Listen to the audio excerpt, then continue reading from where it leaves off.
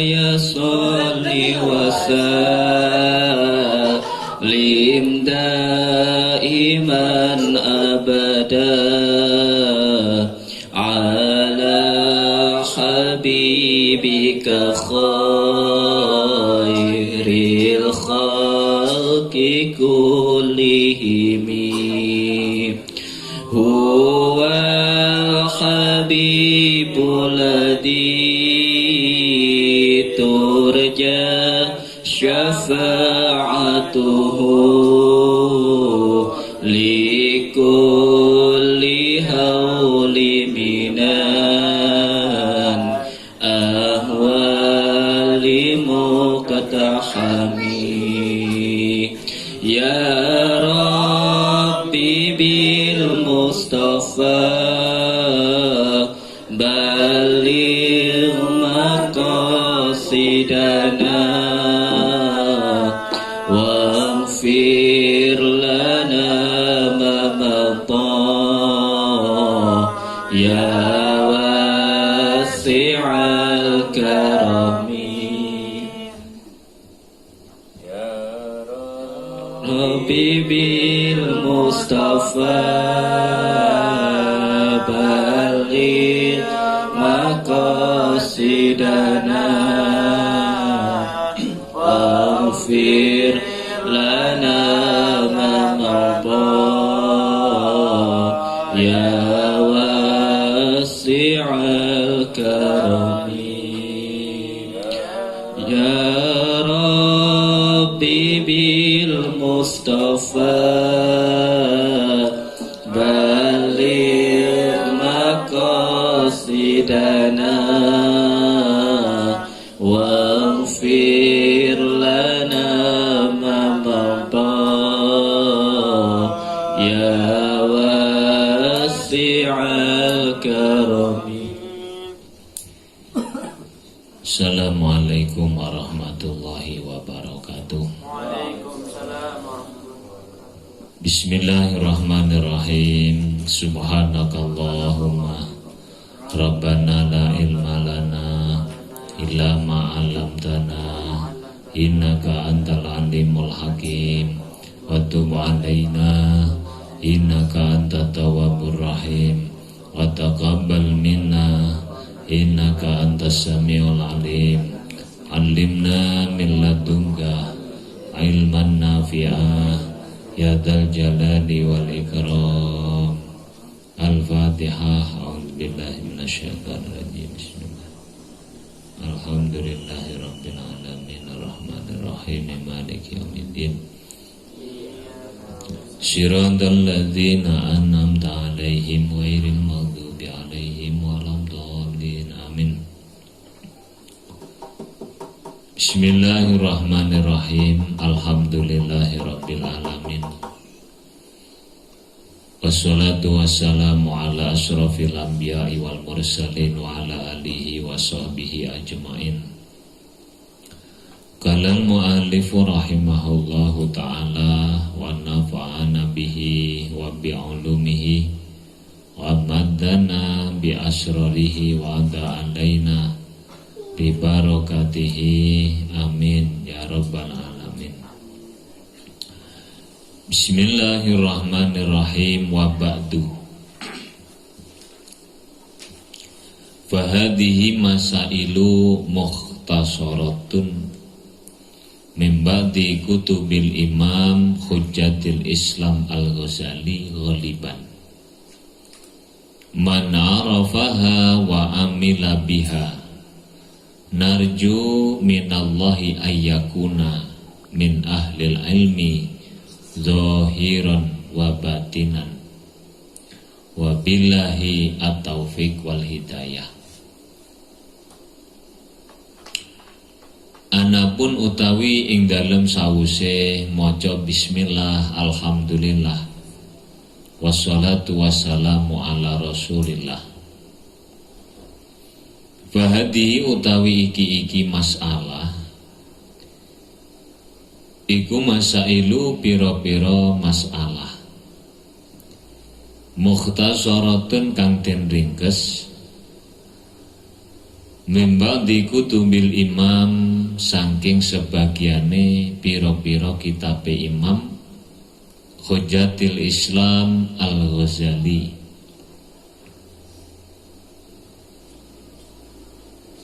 Tanpa tasdid Al-Ghazali. Bisa ada yang membaca dengan tasdid Al-Ghazali. Kalau Al-Ghazali itu dinisbatkan kepada sebuah daerah di kota Tus, Iran. Tus, Iran. Itu nisbatnya bapaknya Imam Ghazali itu penduduk Ghazalah, sebuah desa di kota Tus, Iran. Kalau dibaca dengan tasdid Ghazali itu adalah dinisbatkan kepada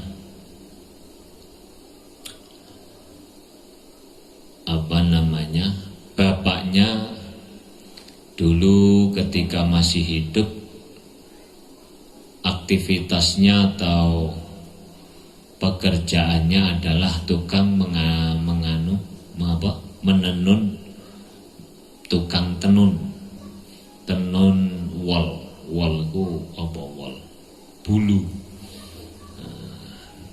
yang kemudian dijual di daerah Ghazalah. Mau Ghazali mau Ghazali ya juga boleh. Sing jelas sampean gak nyalahno wong sing maca Ghazali, lek umume diwaca Ghazali. Ghaliban ing dalem kaprahe, dadi kebanyakan kitab ini oleh Syekh Nawawi Al-Bantani dinukil dari kitabnya Imam Al-Ghazali. Man ukang utawi sapane wong iku arafa lamuna ngaweruhi sapa manha ing masail, wa milalan nglakoni sapa manha ing masail, narju mongko arep sapa ingsun minallahi iku narju arep sapa ingsun minallahi saking Allah, ayakuna ing yen to ana sapa man iku min ahlil ilmi setengah saking ahli ilmu, zahiran ing dalem zahire wa batinan lan ing dalem batine.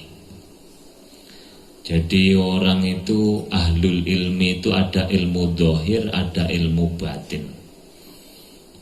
Ini mana Pak yang lebih baik? Kedua-duanya harus dipakai. Tidak boleh sampai hanya mendalami batin saja sehingga menjadi aliran batiniah.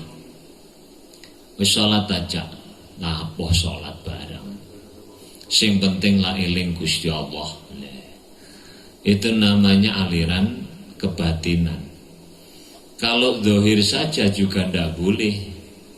Salat ketok gambare salat, atine eling-eling liyane salat. Ini juga ndak boleh. Sehingga Imam Ibnul Arabi itu pernah berkata, orang-orang yang ahli zahir, ahli ilmu zahir itu selalu berkata kepada orang-orang, sekelompok orang yang alirannya adalah batin. Mereka mengatakan setiap hakikat tanpa syariat, maka hakikat itu tidak ada gunanya, karena lepas dari cabang-cabang syariat. Kemudian orang yang ahli batin itu menjawab kepada orang yang kelompoknya zahir, setiap perbuatan syariat tanpa hakikat maka juga batal. Jadi yang benar itu dohirnya iya, batinnya juga iya. Sholat dohire pancet pakai takbiratul ihram, rukuk, sujud dan seterusnya. Sementara hatinya juga ikut melakukan sholat, yakni mengingat hanya kepada Allah, tidak mengingat selain Allah Subhanahu wa taala. Ikhlas awake dhewe mbuh dohir mbuh batin karo, kadang ya dohir, kadang ya dadi wong sing dohir batin iku angel. Dohir batin angel. Wah. Nah, kemudian Imam Ibnul Arabi juga meriwayatkan orang-orang yang ahli ilmu dohir itu selalu mengatakan jauhilah larangan Allah, lakukan perintah Allah, selalu begitu. Sementara pada kenyataannya koyok menuku mau sholat tapi nyatane hatinya tidak sholat, tidak meminum khamr, tidak melakukan zina, tapi kenyataannya melakukan maksiat batin. Pemaksiat batin itu seperti riya. Salate masyaallah buatuke sampai Allah. Nggon kowe iki ireng mergo dicokot lamu apa mau? Semut. Stinto apa iki? Semut. Rajane semut sakmene nentu. Ireng.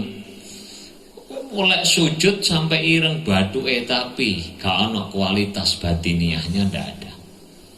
Bener gak mendem, bener gak zina, tapi iri, dengki, takabur dan seterusnya. Itu namanya maksiat batin. Wabillahi taufiki. Keliru ya. Wabillahi at-taufiki. Sehingga Imam Malik itu juga pernah berkata, Imam Malik mengatakan bahwa orang itu harus imbang antara ngerti fikih dan ngerti apa? Ilmu tasawuf. Man tafaqqaha wa lam yatasawwaf faqad tafassaqa. Orang yang hanya ngerti ilmu fikih saja tanpa mengerti tasawuf akan jadi fasik. Apa kok jadi fasik? Karena dia akan meremehkan sebuah dosa. Alah riya, titik gak apa-apa. Padahal riya itu adalah sebuah syirik khafi. Syirik itu meskipun khafi membahayakan karena apa?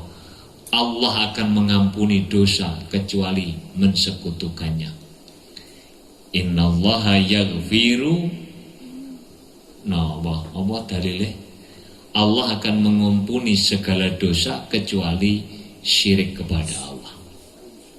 Jadi itu dosa besar, tapi oleh orang yang hanya ngerti ilmu fikih diremehkan. Alah, gasap titik.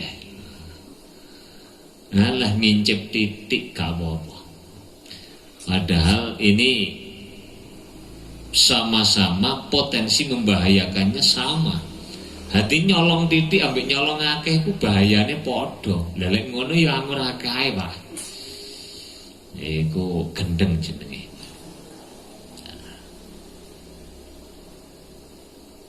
Sebaliknya orang yang ngerti tasawuf tanpa ngerti fikih juga ndrawasi. Orang hanya ngerti tasawuf. Jadi yang dia ngerti itu bagaimana sabar, bagaimana tidak mencintai dunia, tapi sholatnya morat marit, wudune gak sempurna, rukuk sujudnya gak sempurna, tidak sesuai aturan fikih, sehingga dia seakan-akan menjadi kafir zindik. Man tasawwafa walam yatafaqqah faqad tazandaqa. Orang itu akan menjadi kafir zindik. Nah, kemudian di sini ini Imam Syafi'i itu berpesan pada kita, ditulis dalam kitab Diwanus Syafi'i. Faqihan wa sufiyan fakun laisa wahida fa inni wa haqqillahi iyyaka ansahu. Apa namanya? Jadilah kamu orang yang ahli fikih. Jadilah kamu orang yang ahli fikih sekaligus ilmu tasawuf. Kenapa? Karena orang itu kalau tidak ngerti tentang apa? Tentang kedua-duanya, itu akan membahayakan. Membahayakan, siapapun itu akan membahayakan. Jadi pesannya Imam Syafi'i itu adalah faqihan wa sufiyan fakun laisa wahida fa inni wa haqqillahi iyyaka ansahu fadhalika qasin lam yadu qalbuhu tuqa wa hadza jahulun kai fadzul jahli yasluhu. Orang yang ahli fikih saja hatinya akan mengeras, tuturane wangel. Aja ngene cak, ngono ku gak oleh, takbire ndi? Wah, takbire ndi iki sing rada repot. Lek gak ono takbire dhek gak gelem. Kalau gak gelem piye jajalan ngono. Nah, iku memperburuk keadaan. Di orang-orang yang ahli fikih saja itu akan memperburuk keadaan. Sehingga orang itu kadang-kadang menjadi apa? Senang menjustis orang. Orang yang kurang cocok, wah, iku wis kafir. Orang yang kurang cocok, wah iku apa jenenge? Iku bid'ah. Wes. Bid'ah dolalah. Wis awakmu neraka. Dadi wong saliyane dhek iki neraka kabeh. Sing ning nggone swarga lek dhek tok. Pertanyaane lho lek dhek tok sing ning swarga sepi ngono. Sepi mu dhek tok. Ini pesannya Imam Syafi'i, harus kedua-duanya. Di ojo salah siji. Makanya ditambah beras itu alhamdulillah. Apa? Ditambah beras itu fikihnya ada, tasawufnya juga ada. Tasawuf baik teoritik maupun amali ada. Gare awake dhewe iki gelem tegak. Gak gelem ya oleh mung sing sampean minati tok. Minati tok. Makane pondok itu kalau masih baca tiga-tiganya diajarkan, insya Allah pondok itu santrinya itu tidak akan jadi orang yang fasik sekaligus orang yang kafir sindik. Nih, jadilah orang ahli fikih sekaligus orang yang ahli tasawuf. Tasawuf itu kalau nurut asline imam-imam, ulama-ulama berat. Imam Malik itu pernah ditanya oleh muridnya, "Ya Syekh, saya ingin bertanya tentang keadaan seseorang yang disebut-sebut oleh masyarakat sebagai golongan ahli tasawuf." Imam Malik tanya, "Kaya apa wonge modele?" Mangane akeh, gak wong gendeng ta iku. Imam Malik ditanya ahli tasawuf, orang yang dikenal disebut di masyarakat sebagai orang ahli tasawuf, mangane akeh. Imam Ghazali sama Imam Malik itu takon, apa wong gendeng itu? Bukan. Apa wong bodoh? Bukan. Atau orang yang sedang mabuk? Bukan. Imam Malik ditanya begitu itu, menerima penjelasan seperti itu, tidak menjawab apapun, langsung kondur ning daleme. Ya cara kasare tembung, ya wis iku wong gendeng, ora perlu dijawab. Dadi lek awakmu mangan sedina kok ping 3, wis kakean lah. Iku arepe wiridan model apa ae ya gak kira, atine padang. Atine pancet dedet. Kowe pas masak ya ngincipi barang kuwi. Masak ngincipi engko pas arek-arek mangan yo mangan. Engko arep masak kok ana aturan timbang di gua eman wis ping 3. Aku masak sing kedua ngincip, nah berarti ping 6 Andre ngono wiridan kuwi menjeduk-jeduk tembok ya pancet dawa atine atos. Malah lek cara Imam Ghazali itu orang yang sehari semalam makan 2 kali suruh buat WC dalam kamar. Saiki omah-omah iku rata-rata WC-ne nduk kamar. Ya bener lho mangane ping pindho. Nanti WC-ne kongkon ning kamar. Iku adalah sebuah kritikan keras. Pengen atine padang iku mangane disuda, melek. Aja turu. Aku ora nyeneni awakmu gak. Iki ngomongno bener iki. Wong lek kakean turu ya atine katos. Atos dikandani iku wetenge atos plus atine ya atos. Nah, wis dobel-dobel wis sembuh. Wa billahi lan kamong kelawan Allah atau fiku utawi Allah. Atau fiku utawi pertolongan. Atau fiku utawi pertolongan. Arkanul Islami utawi pira-pira rukune Islam. Ai asasus syariati iku khamsatun ana 5. Ana 5 pondasi agama Islam itu ada 5.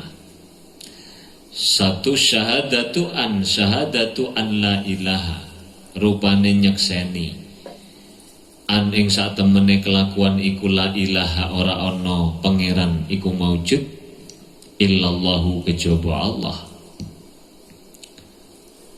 Artinya meyakini bahwa tidak ada yang patut disembah, tidak ada yang patut diperhitungkan, tidak ada yang patut ditakuti, tidak ada yang patut untuk dianggap ada, tidak ada yang patut untuk dianggap penting kecuali Allah. Sehingga orang itu kalau betul-betul isok syahadat sing temenan asyhadu alla ilaha illallah wa asyhadu anna muhammadar rasulullah, itu seakan-akan dia seharusnya bisa mengatakan duit dudu Allah, berarti duit gak penting. Obat dudu Allah, berarti obat gak penting. Apa maneh? Omah dudu Allah, anak dudu Allah, bojo dudu Allah, berarti gak penting. Sing penting iku karena tidak ada la maujuda illallah, la ma'buda illallah, la maujuda illallah.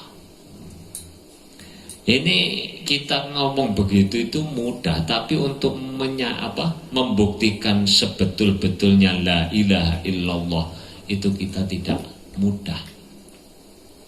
Orang yang mampu mengucapkan la ilaha illallah Muhammadur Rasulullah dakhala jannah, kata Nabi. Kok mudah betul Pak masuk surga itu dengan la ilaha illallah? Karena kalau mengucap saja bisa gampang, mudah. Tapi yang dimaksud di sini adalah orang yang bisa mentahqiq zahiran wa batinan lafaz la ilaha illallah Muhammadur Rasulullah. Karena orang yang bisa mentahqiq atau menyatakan la ilaha illallah zahir dan batin itu tidak mudah, gampang susah, tidak mudah gampang marah, tidak mudah gampang sedih, tidak mudah gampang lupa diri, tidak mudah putus asa dan seterusnya. Awake dhewe iku kadang-kadang apa? Sing penting duwe-duwe. Aja lek wis ngene iki, toko tutup kabeh, dhuwitmu sak karung, enek gawene ta gak? Gak ono. Yaumala yanfa'u malun wala banunun illa man atallaha biqalbin salim. di mana ketika sanak keluarga, anak-anak tidak ada yang bermanfaat. Iki jek nembe virus corona loh. Belum lagi virus-virus yang lain, virus apa antrak.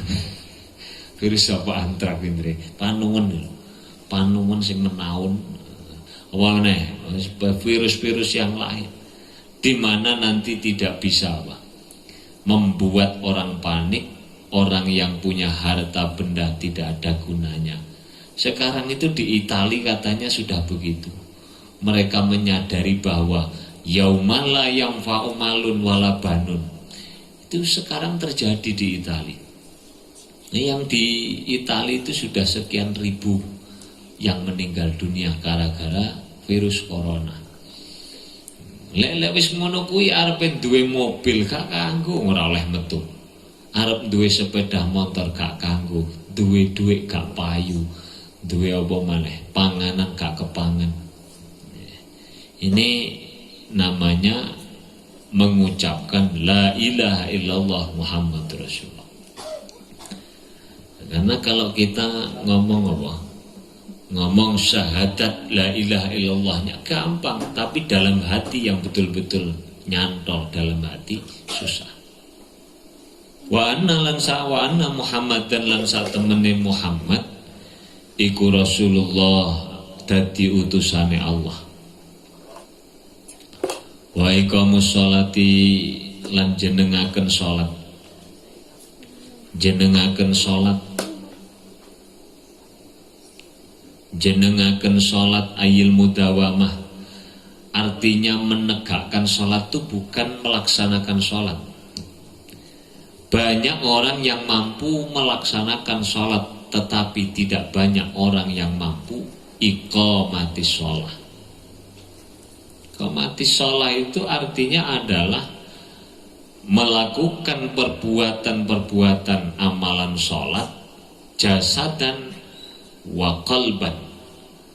Jawarihnya, anggota tubuhnya ikut sholat, sementara hatinya juga ikut sholat. Sehingga Sayyidina Ali itu pernah dites oleh Kanjeng Nabi. Termasuk iqamatus sholat itu ada unsur khusyuk di dalam sholat. Ali, sampean tak hadiahi serban kalau sholat sampean khusyuk. Oke. Salat Sayyidina Ali, salat ijo tak putih, ijo atau putih, ijo atau putih. Begitu assalamualaikum warahmatullahi, assalamualaikum warahmatullahi. Apa Ali serban ijo tak putih? Kula ijo mawon Rasul. Oh, kak sito. Berarti salatmu mau mikir serban ijo apa putih. Oh, mari salam takoni langsung sok jawab. Iku berarti pas salat mikir apa? Lah iku umume dhewe goleki dhuwit 2000 tak deleh ndi iki mo. Gak temu-temu. Diadakno pas Allahu Akbar. Ya tak deleh ning jeding mau ketinggalan piye kok diarek-arek. Lho padahal mau dhuwit 2000. Iku dipikir nalika salat itu dipikir lek ilang ya apa?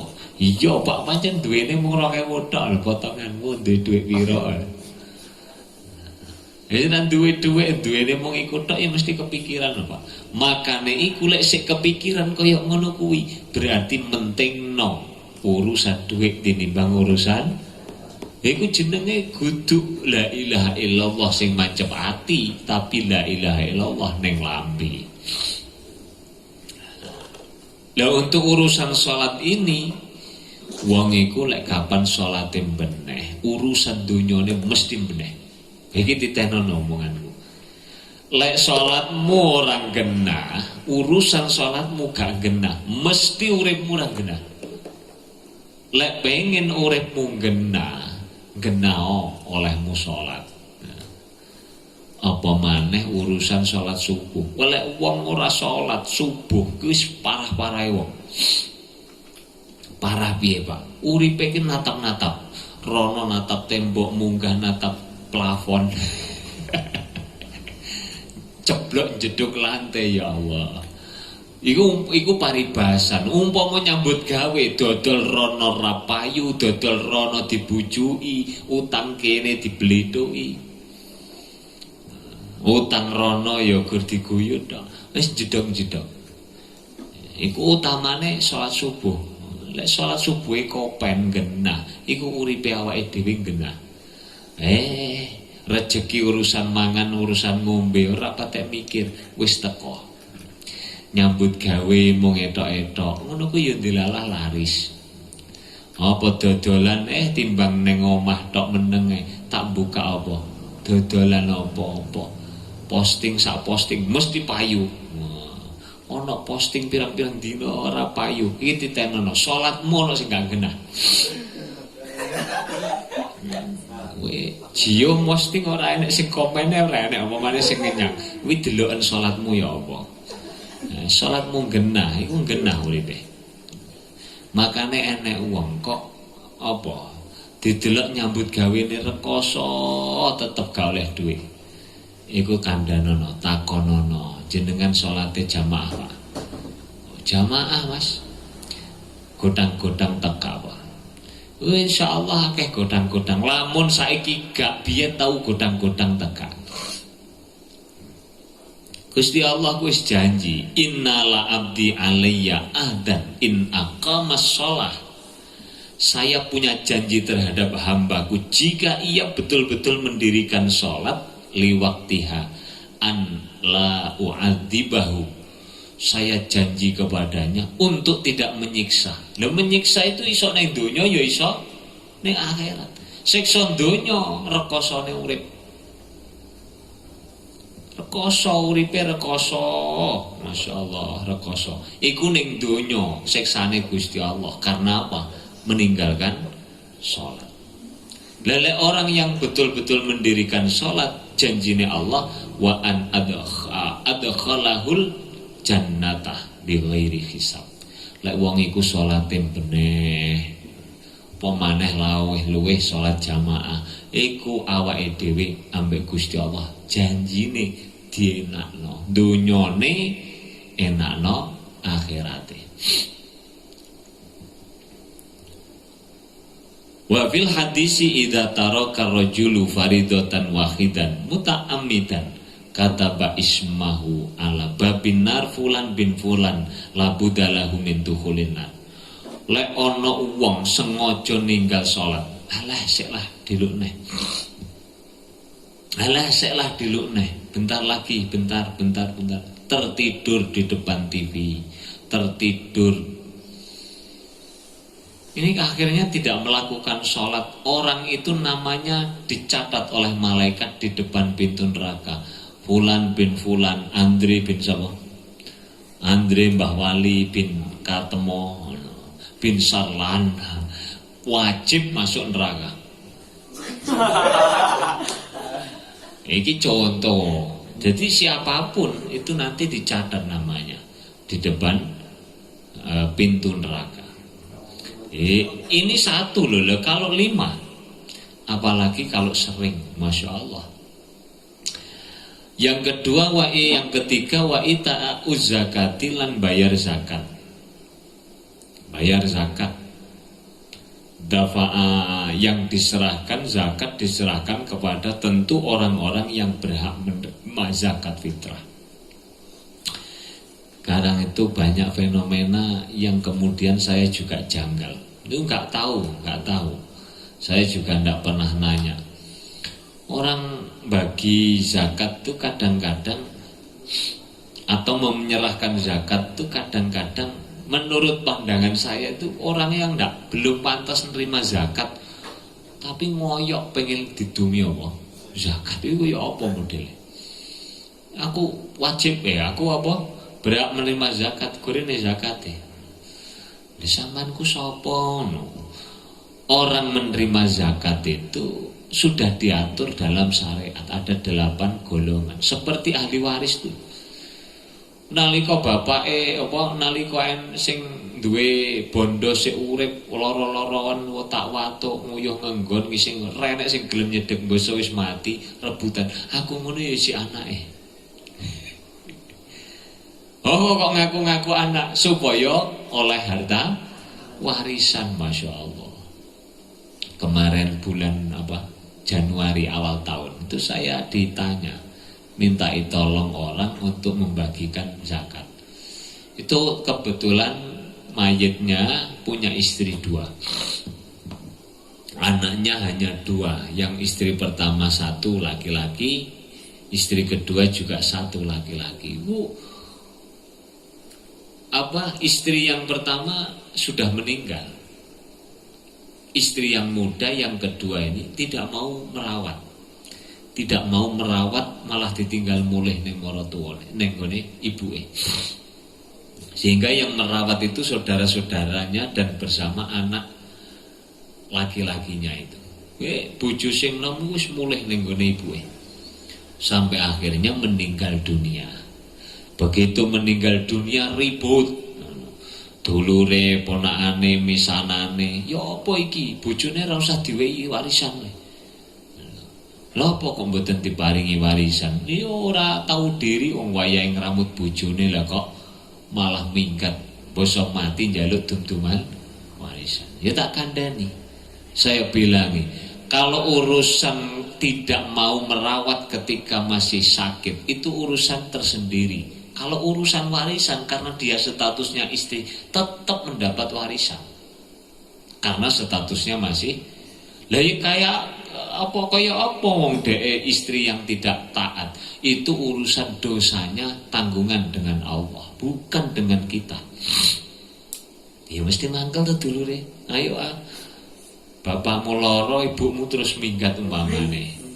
Ya mesti mangkel iki. Ibu itu ya apa? Wis ora usah diwehi dum-duman warisan.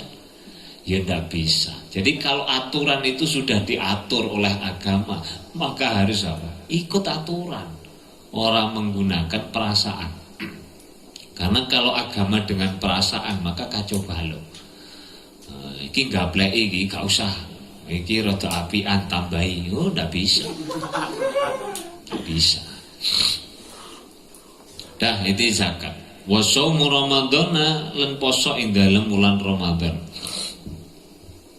Kurang 13 hari Ramadan.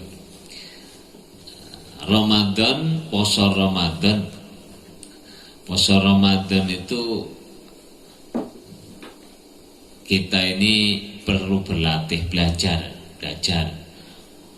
Di poso Ramadan itu tidak hanya cukup meninggalkan apa-apa yang membatalkan puasa. Belajar untuk apa? Berpuasa zahir juga batin.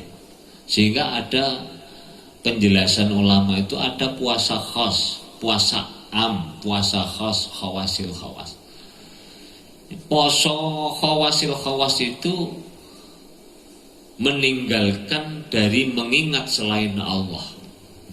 Itu puasanya khawasil khawas. Kalau puasanya khawas, orang-orang khusus, itu puasa tidak hanya meninggalkan muftiratis shaum, tapi juga apa? Menjaga diri dari hal-hal yang membatalkan pahala puasa. Apa sing batalno ganjarane poso ngrasani. Elek poso-poso kulo Masya Allah. Makanya ibu-ibu tambah berasku saya ajak ngaji kalau pagi. Karena apa? Waktu pagi itu rentan kalau poso-poso. Mari subuh cangkruan, ambek nunggu lijo ke teko-teko. Iya wingi barang ya ora teko, paling loro. Mbok terus. Yo ngatemi barang ya ora tau ketok saiki. Loro paling. Akhirnya merembet ngerasani 9:30 wis rong kampung kerasani kabeh. Ngerasani wong siji ilang ganjarane rong kampung piye? Ala ya torok kuwi. Ganjarane 10, lha dhek ngrasani wong sak kampung iku wong 100. Ya torok pira kuwi? 90. Nah, ini kita harus belajar itu. Ada kalau kamu tanya, Pak poso kok iso 30 dina lah apa kok gak 2 dina ae. 2 dina lah apa enak. Ini ada riwayat tuh yang menjelaskan bahwa kenapa kita itu umat keturunannya Nabi Adam diperintah sholat. Kok sholat apa? poso 30 hari. Karena dulu Nabi Adam ketika dilarang mendekati buah khuldi dan akhirnya memakan buah khuldi, itu selama 30 hari itu nyantol neng weteng. Jadi bertahan 30 hari. Buah khuldi itu bertahan 30 hari. Sehingga apa? Selama 30 hari itu Nabi Adam itu selalu minta ampunan kepada Allah. Setelah 30 hari tobatnya Nabi Adam diterima oleh Allah. Makanya kita sebagai anak turun Nabi Adam terkena imbasnya. Di 30 hari puasanya wajib. Wajib puasa sebagai bentuk apa? Bentuk mensucikan jiwa dari apa? Min adnasid dunub, dari kotoran-kotoran dosa. Kotoran-kotoran dosa. Wong iku poso 30 dina sampean buktekno sing asale medhit dadi loman. Diteno nongko lek wis tanggal 21, 23, 25, 27, 29. Sing jenenge rantange mumet sak kampung wae. Sampeyan ater-ater apa? Lodeh apa? Tewel.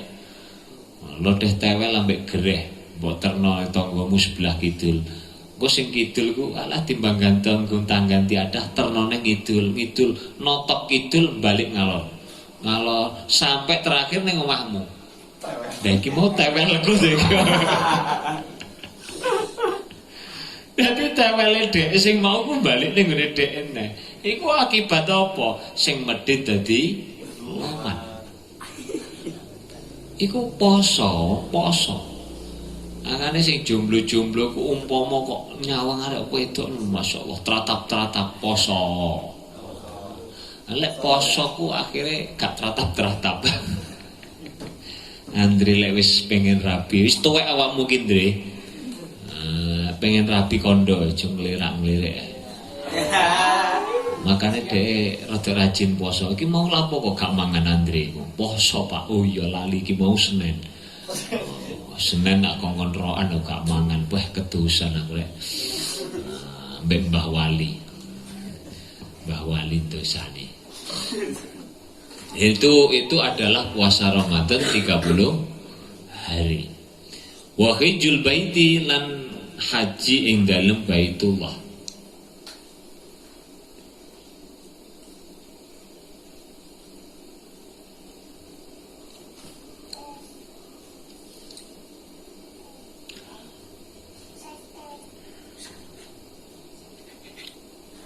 Man kanggone wong istato'a, man ing wong utawa rupane man wong istato'a kang kuwasa sapa man ilaihi maring Baitullah.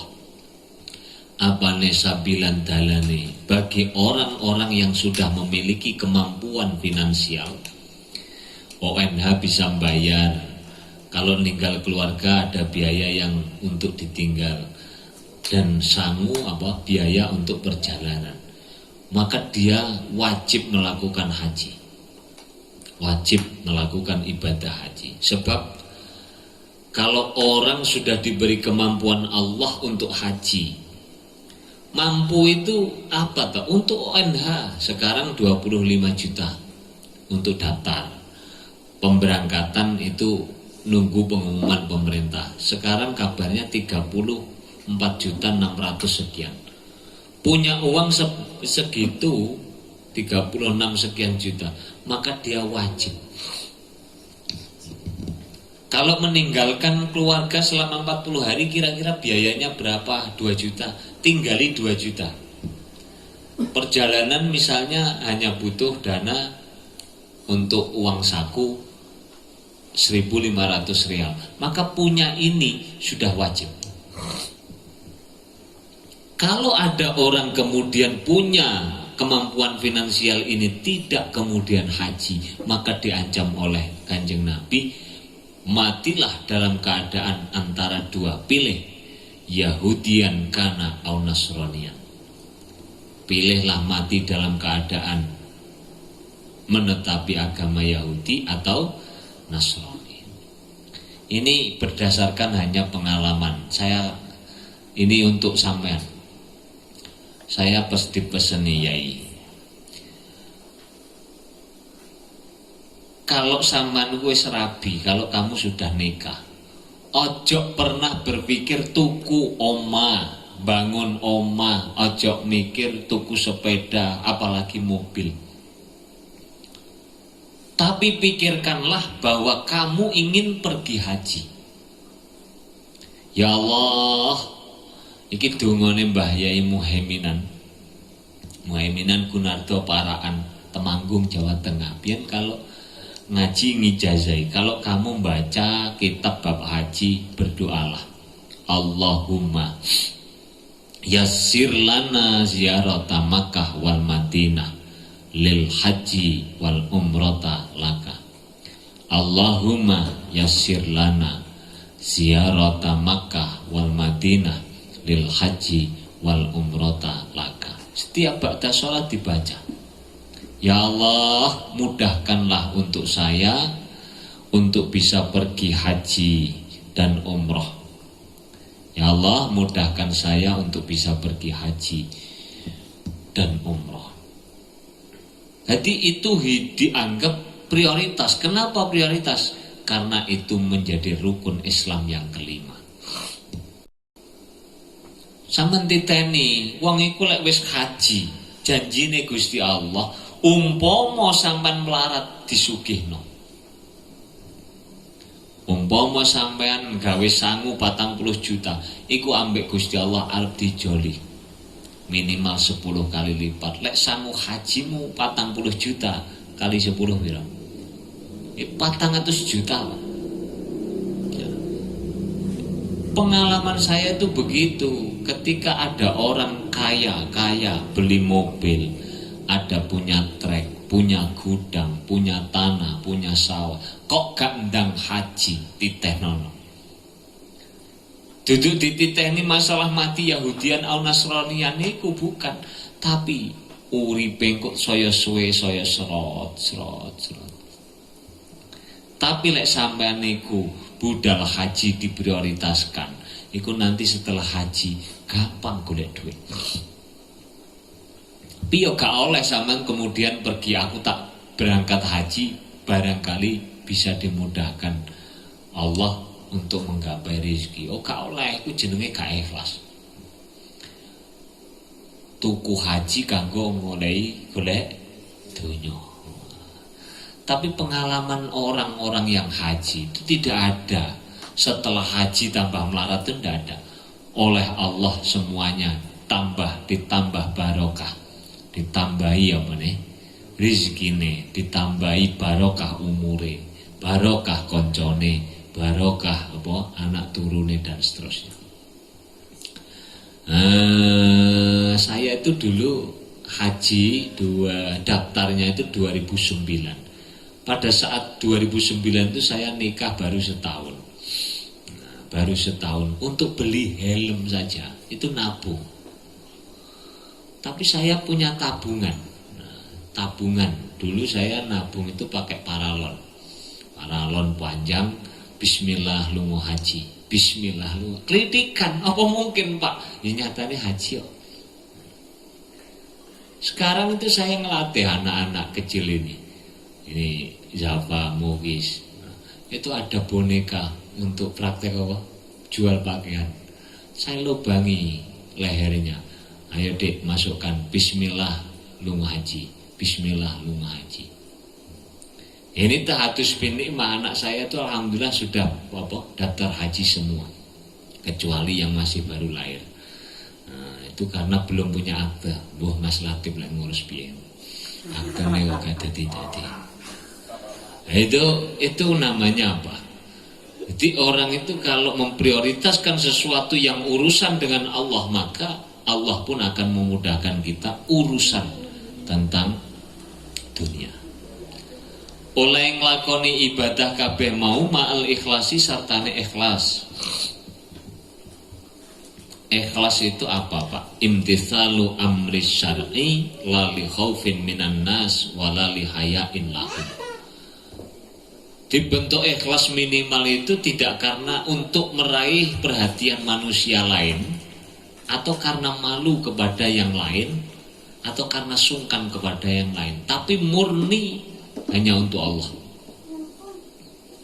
Disinilah kita perlu belajar yang tadi yang saya katakan, Imam Syafi'i mengatakan fikih juga make tasawuf. Karena ilmu itu dibagi menjadi 3. Cara Imam Ghazali, ilmu itu ada 3.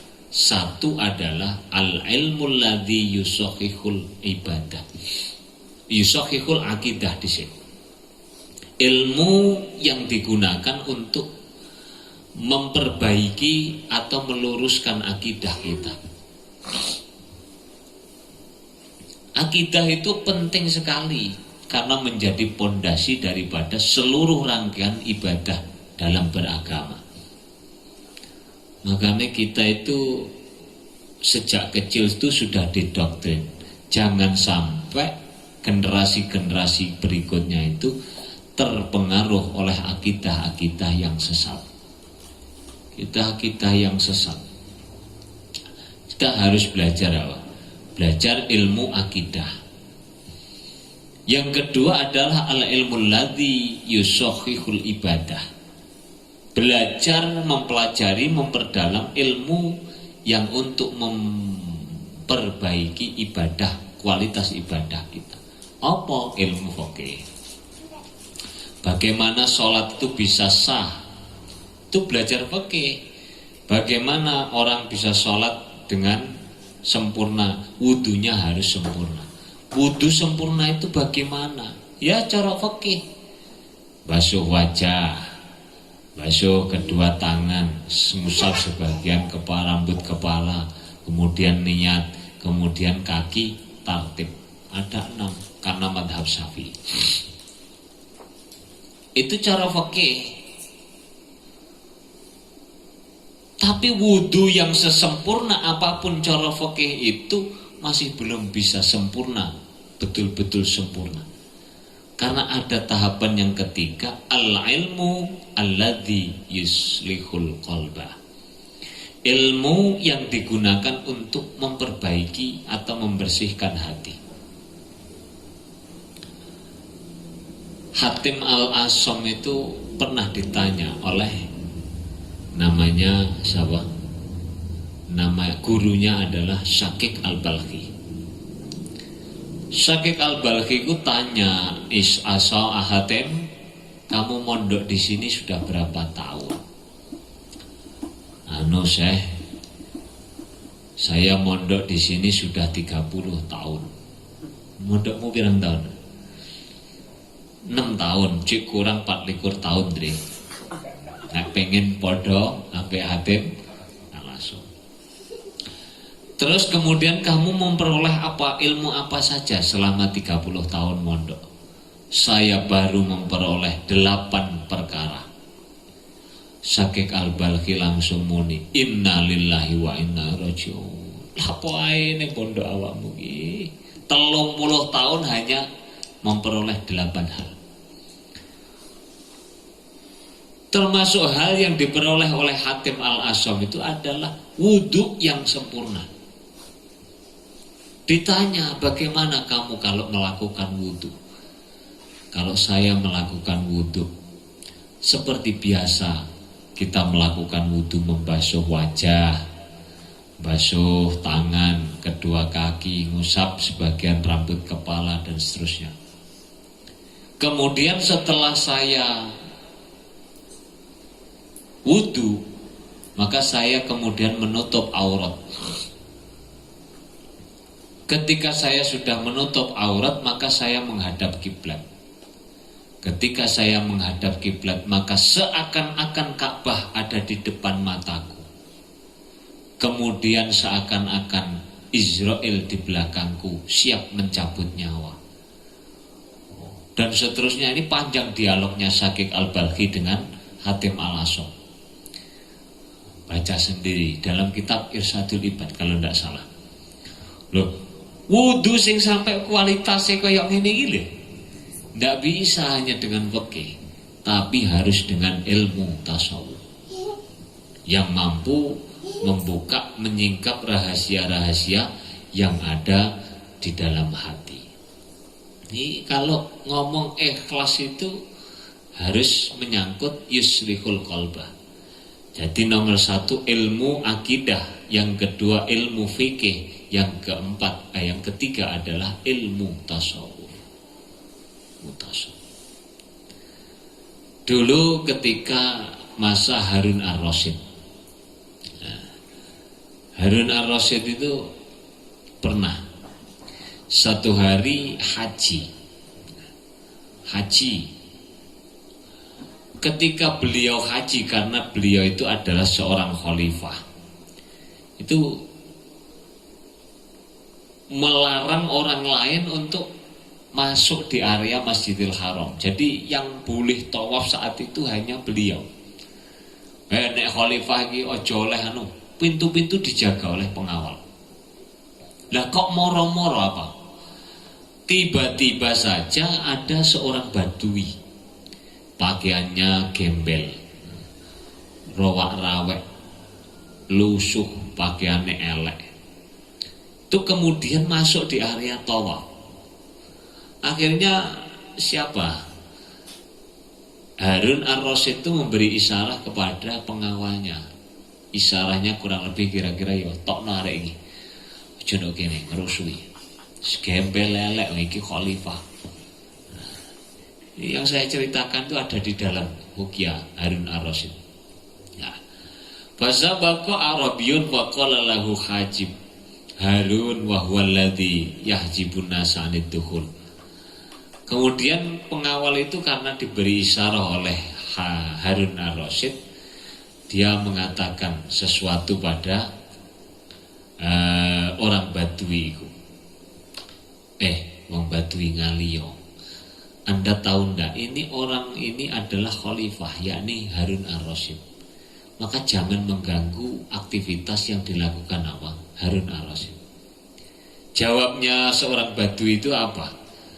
Innallaha qad sawa bainal imam war ra'iyah fi hadzal maqam. Allah saja menyamakan kedudukan orang biasa ataupun pejabat di tempat ini. Ya kamu siapa kok berani ngatur-ngatur saya? Ini Khalifah Harun ar-Rasyid, kata pengawal itu. Kemudian orang Badui ini tidak menghiraukan apa yang dikatakan oleh pengawal tadi. Nah, dia berpegang bahwa di tempat ini tidak ada yang tidak ada yang istimewa, semuanya sama kecuali yang lebih takwa kepada Allah. Ketika dijawab demikian itu, pengawalnya lapor kepada Harun ar-Rasyid.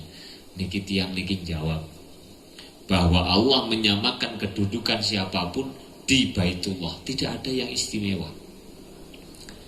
Mendengar jawaban begitu itu Harun ar-Rasyid marah. Wes gonen rene arek suwen arek. Pengawalnya sudah siap karena zaman dulu itu biasa kalau ada rakyat bangkang itu tanpa peradilan, pancung-pancung. Nah, model saiki ngono ya akeh wong kepancung nggon. Bangkang apa-apa, aja metu omah, metu. Untung neng ringin contong gur dikon balik tok. Penggal ya orang balik ya. Kemudian apa yang terjadi setelah itu? Setelah itu orang ini tetap tawaf. Nah, orang Badui itu tetap tawaf. Nah, dibisiki, sampean Mas dipanggil oleh Khalifah Harun ar-Rasyid. Apa jawabnya seorang Badui tadi? Sing butuh sopo? Saya tidak punya kepentingan dengan dia. Kalau dia butuh kepadaku, maka suruh kemari. Saya tidak mau ke sana. Kemudian apa? Dilaporkan kepada Harun ar-Rasyid. Tidak mau, dia tidak mau ke sini. Kalau sampean butuh, sampean yang harus ke sana. Faja'a Harun ar-Rasyid wa sallama alaihi faradda alaihi salam. Faqala Harun, ya akhal Arab, ajlisuhuna bi amrika. Faqala laisal baitu baiti walal haramu harami wa kulluna fihi sawaun. Fa in sita fajlis wa in sita fansharib. Kemudian Harun ar-Rasyid akhirnya ngalah. mendekati orang Badui itu, kemudian mengatakan, bolehkah saya duduk di sampingmu? Jawabannya atos, iki ngono Baitullah, ini adalah tanah haram, bukan milik saya dan bukan tempat saya. Maka kalau kamu ingin duduk, duduk saja dimanapun kamu mau. Kenapa mesti minta izin kepadaku kalau mau duduk? Akhirnya dia duduk. Harun ar-Rasyid duduk. Wa in syi'ta fansorif. Nah kalau kamu tidak mau duduk silahkan pergi. Wa qala ya Arabi uridu an aslaka an fardin fa in anta kumta bihi fa anta bi ghairi akum. Wong Badui, saya ini mau tanya satu hal kepadamu tentang satu fardu yang engkau lakukan. Tentang satu fardu yang engkau lakukan. Kemudian orang Badui itu menjawab panjang. Apa yang kau tanyakan kepadaku? Nah, kamu bertanya atau ngetes? Harun ar-Rasyid merendahkan suaranya. Saya ingin betul-betul bertanya kepada sampan. Kalau sampan bertanya, kata Arabi, mestinya kamu menggunakan adab dan akhlak orang yang bertanya. Silahkan duduk di bawah. Kalau kamu ngetes, maka saya tidak mau jawab. Akhirnya Harun ar-Rasyid itu apa? Duduk di bawah kakinya siapa? Orang Badui ini. Padahal itu presiden. Khalifah itu lebih dari presiden, karena khalifah itu membawai seluruh umat Islam yang ada pada saat itu. Nah, kalau sekarang presiden kan paling-paling Indonesia tok, Malaysia tok, Thailand tok, Brunei tok. Iki khalifah dikonokno. Lah kendel-kendele wong iki. Wes akhirnya duduk bersimpuh di bawah kakinya Arabi itu, kemudian dia bertanya, qala as'aluka amma badalika faqala akhbirni amma iftaradallahu alaika faqala sa'altani an ayyi fardin wahidin am an khamsatin am an sab'ata asyara am an arba'ata wa salasina am an arba'a wa tis'ina am an wahidin fi tuli umri. Yang kamu tanyakan itu satu kefarduan yang difardukan kepada saya dari 5 hal, atau dari 17 hal, atau 24, atau 94, atau dari satu fardu seumur hidup saya, atau satu dari 12, atau satu dari 40, atau 5 dari 200. Dijawab, samanku menanyakan satu fardu atau yang lain-lain. Akhirnya mendengar jawaban ini, Khalifah Harun ar-Rasyid itu tersenyum sinis. Saya itu sedang menanyakan kepada saman satu fardu, kok saman ngejak hitung-hitungan aku, mumet tambahan. Dijawab begitu itu, Arabi itu kemudian mengatakan, saman iku piye to, Cak? Sampean piye to Harun, tanpa ya Amirul Mukminin, langsung jangkar. Sampean piye to Harun? Bukankah Allah juga menghitung, menghisap pada hari kiamat apapun yang kita lakukan ketika di dunia? Lah sampean tak ajak hitung-hitungan kok gak gelem piye? Akhirnya ya wis. Jelasno apa sing sampean maksud tadi. Sing sampean sing tak maksud iku satu fardu. Wa qala in fasar tamakul tunajautu wa illa amutu bidorbi. Wis lek sampean gak gelem jawab apa maksude sing sampean katakan tadi, kowe tak penggal nok kene. Jadi penggal memenggal itu biasa. Karena mau dipenggal oleh Harun ar-Rasyid, Arabi ini, pengawalnya mengatakan, ya Amirul Mukminin, ampunilah dia karena ini tempat suci. Jenengan tidak boleh membunuh orang ini di tempat ini. Akhirnya apa? Orang Arabi itu mengatakan ambek cekakaan, bagaimana sampean berdua itu? Yang satu mau mempercepat ajalku, yang satu dari kalian ingin mengundurkan ajalku. Padahal yang memiliki ketentuan ajal itu hanya Allah. Wa idza jaa ajaluhu la yastakhiruna sa'atan wa la yastaqdimun. Lah kemudian singkat cerita, wis iki sampai halaman 5 ceritane. Wa amma qali laka an arba'atin wasalasin. Saya tadi mengatakan 4 fardu dari 30, yaitu sujud. Jumlah sujud itu ada berapa? 30. Wa amma qali laka an arba'in wa tis'ina. Adapun ucapanku 4 dari 90, fahiya at-takbirat. Beberapa takbir yang kita lakukan. In kana huwa yara wujubaha au arada bi fardiyatiha ta'kiduha wa hiya wajibatun inda Ahmad wa tasmi wa tahmid fi raf'i minar ruku' wa tasbih. Dan seterusnya tidak saya baca. Sweat. Singkat cerita, orang Badui ini akhirnya apa? Membuat Harun ar-Rasyid itu sadar betul bahwa yang bisa mengatur di tempat yang semulia Baitul Haram itu hanya Allah. Sampai hari ini siapapun itu sebenarnya tidak boleh diatur-atur. Tapi saya ini presiden ini juga pakai protokol masuk nenggone di Hajar Aswad kabeh kongon mingkri. Itu niru Khalifah Harun ar-Rasyid itu mesti malu. Mesti malu. Karena apa? Karena ini tadi wasiate pituture nasehate Badui ini tadi, tidak ada yang bisa mengatur di Baitullah itu tidak ada. Kok kemudian kamu sebagai khalifah ngatur-ngatur?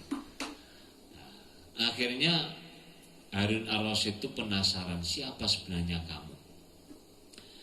Kamu sekarang saya mau beri hadiah emas sekian dinar. Tidak mau. Saya beri uang dirham juga tidak mau.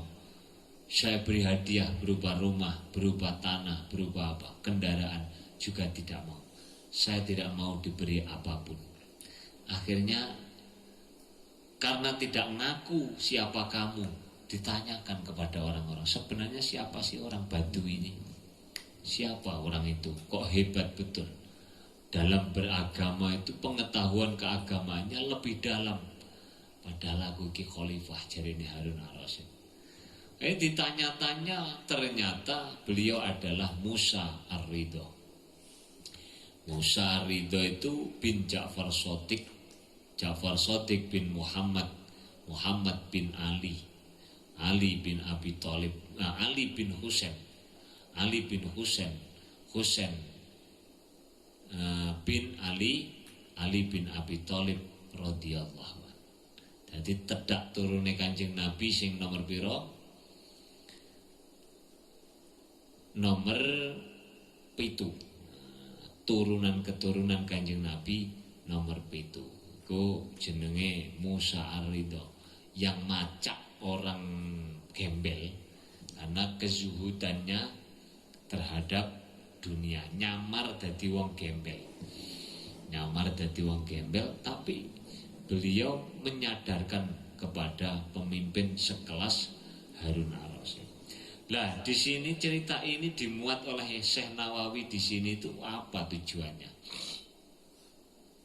Tujuannya adalah bahwa orang yang melakukan ibadah sekelas ibadah haji itu tidak boleh karena apa? Karena untuk selain tujuan hanya kepada Allah. Karena orang yang melakukan ibadah untuk selain kepada Allah, maka berarti dia syirik. Kalau tidak disebut syirik, minimal dia munafik. Munafik Munafik itu orang yang tidak membetulkan atau meyakini sampai dalam hati, maka dia disebut munafik. Nah ini ibadah, jadi rukun Islam, syahadatain, sholat, zakat, poso, haji bagi yang mampu. Bagi yang mampu. Wa famanu watasdikilan benderaken.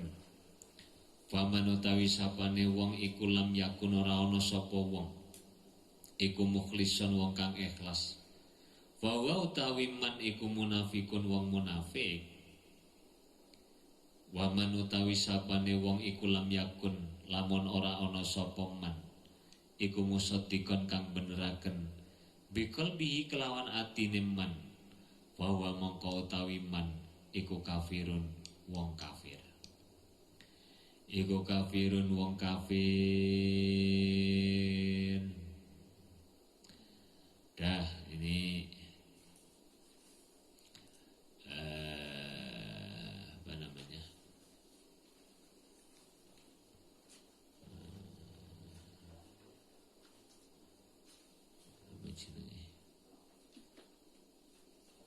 Rukun Islam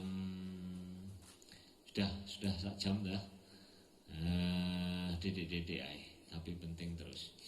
Rabbi famfa'na bi barakatihim Madinal husna bi hurmatihim wa amitna fi tariqatihim wa mu'afatihim minal fitani. Rabbi famfa'na bi barakatihim wahdina bi hurmatihim wa amitna fi tariqatihim wa mu'afatihim minal fitani. Rabbi famfa'na bi barakatihim wahdina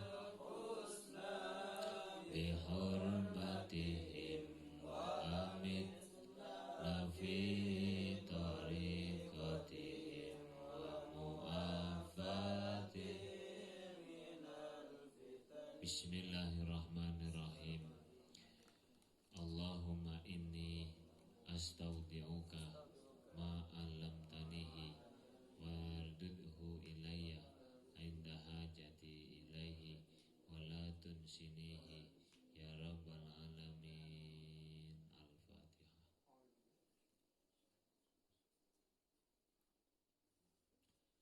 Assalamualaikum